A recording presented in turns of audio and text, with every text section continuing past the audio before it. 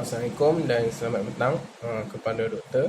Nama saya Husni Adik bin Hizbullah, nombor matrik 143512. Okey, so kita terus kepada soalan. Pandangan personal anda mengenai kesan teknologi secara am kepada masyarakat ketika penularan wabak COVID-19. Pertama sekali, saya akan jelaskan apa itu COVID-19. COVID-19 ataupun pandemik COVID-19 ialah wabak penyakit coronavirus yang berterusan secara global berpunca daripada coronavirus syndrome dari pernafasan. Wabak ini pada mulanya dikesan pada pertengahan Disember 2019 di Bandaraya Wuhan, China, dan telah diiktirafkan sebagai pandemik oleh Pertubuhan Kesihatan Sedunia ataupun WHO pada 11 Mac 2020. Lebih daripada 2.3 juta kes COVID-19 telah dilaporkan, melibatkan sekurang-kurangnya 180 buah negara. Okey, kembali kepada soalan. Mengikut pandangan anda, adakah kesan teknologi kepada masyarakat adalah lebih ke arah kesan positif atau negatif? Pada positif atau negatif? Menurut pandangan saya, kesan lebih kepada ke arah positif.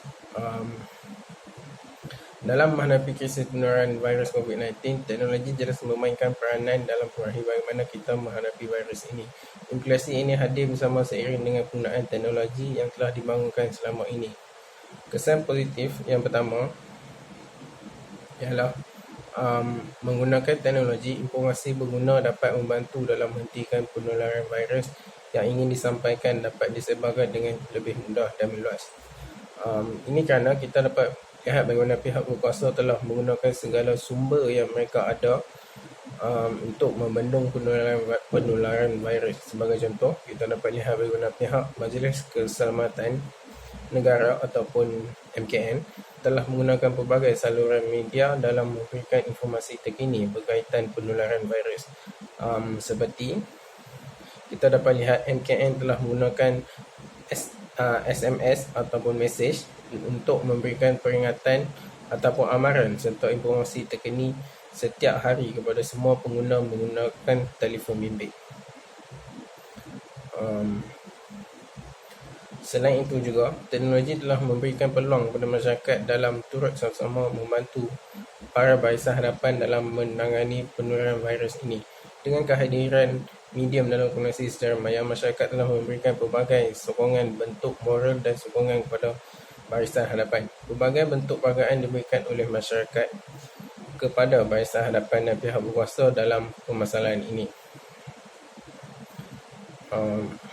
Tambahan pula, terdapat juga pihak yang telah menggunakan kelebihan mereka mempunyai teknologi dalam membantu untuk menyediakan item untuk personal protective equipment ataupun PPE memandangkan pihak pengeluar tidak mampu untuk memenuhi permintaan yang tinggi. Sebagai contoh, kita dapat lihat bagaimana Linus iaitu Sebastian, iaitu YouTuber serta pasukannya yang mengendalikan saluran Linus Tech Tips dalam YouTube berpanggalan di British Kanada memberikan bantuan dalam menangani virus ini. Mereka telah menggunakan kemahiran mereka dalam teknologi kemudahan infrastruktur serta alatan mereka memiliki menghasilkan pelindung muka untuk memenuhi keperluan dan permintaan tinggi personal protective equipment ataupun PPE tersebut. Selain itu juga, teknologi sangat berguna pihak berkuasa dalam pengurusan seperti mengawal keselamatan negara, membantu dan membuat pengawasan di kawasan tertentu dan memastikan urusan masyarakat dapat dijalankan walaupun kekangan akibat situasi terkini. Contoh, kita dapat lihat bagaimana pihak polis ataupun PDRM telah mengambil drone untuk membuat pengawasan di kawasan tertentu. Pihak polis juga mengambil inisiatif untuk menyediakan perkhidmatan atas talian dalam membantu urusan mereka keperluan untuk merentas negeri dengan sebab-sebab munasabah seperti penggunaan aplikasi Gerak Malaysia yang membolehkan masyarakat merentas negeri dengan alasan yang munasabah.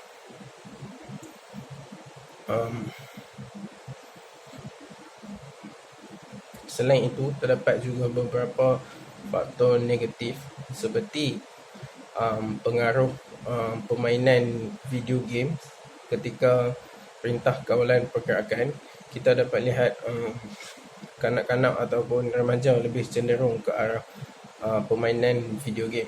Selain itu, dari segi kesan negatif, terdapat juga skamer ataupun jenayah cyber yang mengambil kesempatan untuk dalam media sosial untuk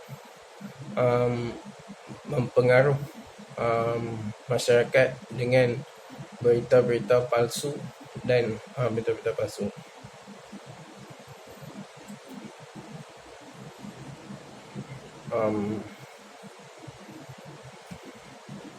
Kesimpulannya, apa yang kita dapat lihat,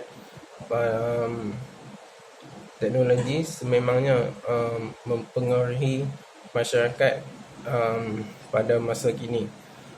Terdapat beberapa kesan positif dan negatif. Oleh itu, kita sebagai masyarakat haruslah mengambil langkah berhati-hati terhadap perkara yang negatif. Di samping itu juga, bagi perkara negatif, kita haruslah menggunakan teknologi dengan sebaik-baiknya dalam kehidupan kita. Sekian, terima kasih.